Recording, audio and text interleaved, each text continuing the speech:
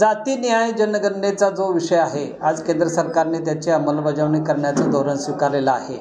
पण ते होईल का नाही याच्या संदर्भामध्ये आमच्या मनामध्ये शंका आहे, कारण तशा पद्धतीची कुठली तरतूद किंवा काही फॉर्म्युले ठरलेले नाहीत. आणि हा मुद्दा जो पुढं आला, हा राहुल गांधींच्या रेट्यामुळे पुढं आलेला आहे. जनसामान्यांच्यामध्ये जो उद्रेक झाला आणि जो राहुल गांधींनी लोकांच्या मनामध्ये आवाज उठवला, त्याच्यामुळं लोकांच्या मनामध्ये एक आशा निर्माण झाली की महाराष्ट्रामध्ये असेल, देशामध्ये असेल, राहुल गांधी हे एकमेव नेते असे आहेत की ते केंद्र सरकार त्यांच्यापुढं झोकू शकतं.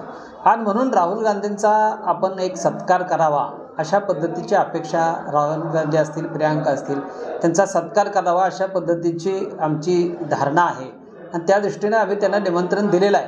अजून तारीख काय आमच्याकडे आलेली नाही, पण आम्ही निमंत्रण देऊन तो मोठा मेळावा, साधारण 1 लाख लोकांचा मेळावा हा त्या ठिकाणी घेणार आहे. आणि प्रत्येक जिल्ह्यातून, महाराष्ट्राच्या सर्व जिल्ह्यातून लोक तिथे येणार आहेत. सगळे प्रांतिकचे सगळे लीडर्स असतील, सगळे असतील. आणि त्याच्यामध्ये आम्ही एक जनरेटा तयार करणार आहे की जात न्याय जनगणना घोषित केली, पण तुम्ही करणार कधी, हाही प्रश्न आम्ही विचारणार. आणि राहुल गांधींनी जे आमच्यावर उपकार केलेत, फार मोठं आंदोलन छेडलं, फार मोठा संघर्ष केला, त्याच्यातून उतराई व्हावं म्हणून त्यांचा एक सत्कार सोहळा आम्ही त्या ठिकाणी करणार आहोत. त्यांच्याकडं काय आर्थिक तरतूद आहे का, त्याच्यामध्ये फॉर्म्युला ठरला आहे का, कोणामार्फत करणार आहे सांगितलं आहे का, काहीही सांगितलेलं नाही.